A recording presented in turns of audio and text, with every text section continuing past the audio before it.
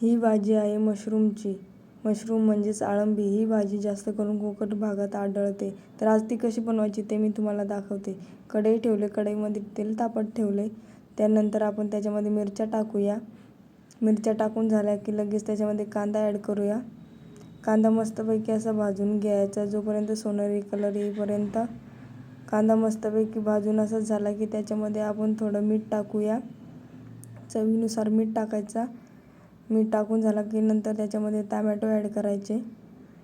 Tomato add केले की त्याच्यामध्ये आपण मसाले टाकायचे. जे घरी मसाले असतात ते टाकायचे.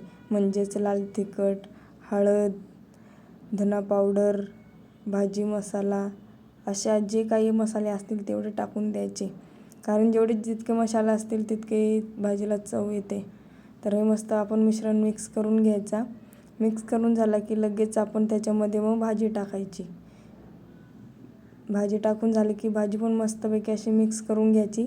आणि या भाजीमध्ये अजिबात पाणी टाकायचं नाही, कारण त्या भाजीलाच पाणी बरोबर सुटतं. त्याच्यामुळे बिलकुल पाणी नाही टाकायचं. आणि मिक्स करून झाली की ढाकण देऊन 5 मिनिटं ठेवायचं. नंतर ही झाली आपली मॅगी टाईप सेम ही भाजी होते. तर खूप भारी लागते, खूप टेस्टी लागते. या कधीतरी तुम्ही पण टेस्ट करायला.